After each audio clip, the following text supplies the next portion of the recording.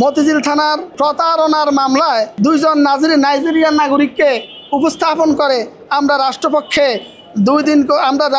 5 দিন রিমান্ড প্রার্থনা করলে বিজ্ঞ আদালত আমাদের বক্তব্যে সন্তুষ্ট হয়ে এই আসামিদেরকে প্রত্যেককে 2 দিন করে রিমান্ড মঞ্জুর করেন। এই আসামিদের বিরুদ্ধে 420 এবং 406 অভিযোগ। 1 নম্বর আসামি হচ্ছেন চিফ চার্লস ওকাফর, আর 2 নম্বর আসামি হচ্ছে লুইস ইকেন্না ইপিজুয়ে। এই 2 জন নাইজেরিয়ান নাগরিক বাংলাদেশের একজন নাগরিক যিনি এই মামলার বাদী। তিনি একটা মাদ্রাসা, মসজিদ এবং এতিমখানা চালান। তারা সুদান যুদ্ধে বেশ কিছু ডলার পেয়েছে, সেই ডলারগুলো তাকে দিবেন বলে তার কাছ থেকে 44,90,000 টাকা বিভিন্ন কৌশলে হাতিয়ে নিয়ে যায়।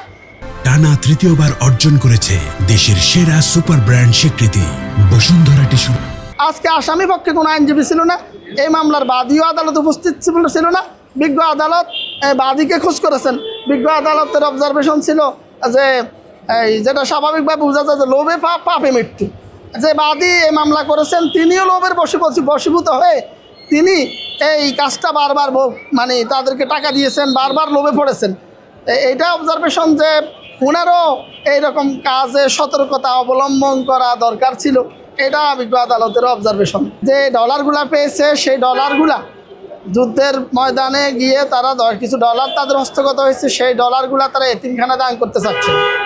সেই লোকের এতিমখানা আছে বাদীকে দিতে চাচ্ছেন। তখন বাদী তাদের এই দানবীর প্রস্তাবে সম্মতি দিয়েছেন এবং এই ডলারগুলো পাওয়ার জন্য তাকে বিভিন্ন প্রক্রিয়ার মাধ্যমে পাঠাতে হবে, তাদেরকে কিছু টাকা দিতে হবে। এইভাবে প্রতারিত করতে করতে তার কাছ থেকে 44,90,000 টাকা হাতিয়ে নিয়েছেন।